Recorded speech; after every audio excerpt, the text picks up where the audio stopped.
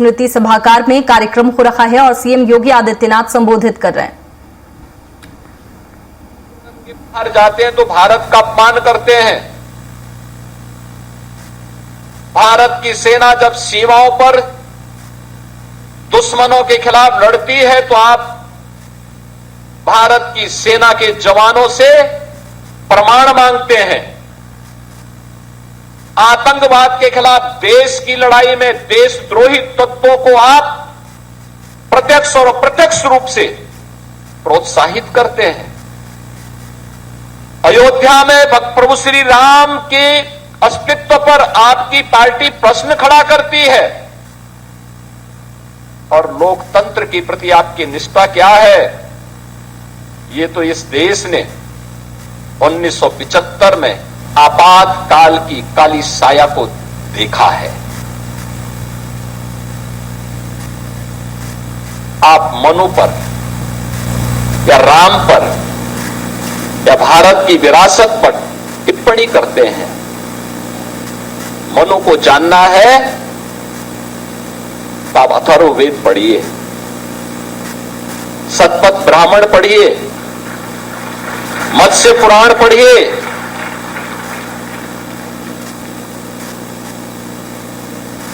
आपको सारी जानकारियां मिल जाएंगी। मैं पूछना चाहता हूं, कौन ऐसा व्यक्ति है जिसके जीवन में किसी न किसी रूप में, मां के रूप में या बहन के रूप में या पत्नी के रूप में या फिर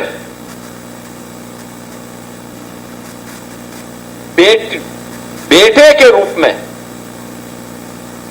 किसी महिला का संरक्षण उसे न प्राप्त होता हो? कौन ऐसा व्यक्ति है?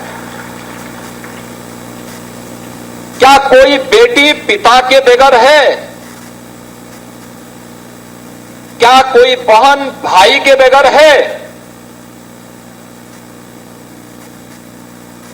क्या कोई पत्नी पति के बगैर अपने अस्तित्व को मानती है? और क्या कोई मां बेटे के बगैर अपने अस्तित्व को पूर्ण मानती है? अगर मनुस्मृति ने ये बात कही है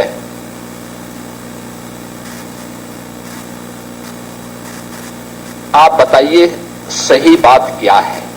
और आप भारत के बच्चों को, भारत के नौनिहालों को उस दिशा में क्यों ले जाना चाहते हैं जहां पर किसी माता को या किसी अन्य व्यक्ति को बाद में लज्जित होकर के माफी मांगनी पड़े? आपने देखा होगा जंतर मंतर में अभी एक बेटी ने प्रधानमंत्री जी मोदी जी के प्रति किस प्रकार की अभद्र भाषा का प्रयोग किया था और बाद में उस बेटी की मां, वह बेटी भी अपने शब्दों को वापस लेती है, माफी मांगती है। उसकी माता पिता ने भी इस बात को स्वीकार किया कि उनकी बेटी ने गलत बोला है। आप क्यों अर्बन नक्सलियों के हाथों भारत की वर्तमान पीढ़ी के भविष्य को खराब करना चाहते हैं? क्यों भारत की विरासत को बर्बाद करना चाहते हैं? क्यों भारत के भविष्य के साथ खिलवाड़ करना चाहते हैं? आपसे एक जिम्मेदार नेता प्रतिपक्ष के रूप में अपनी सकारात्मक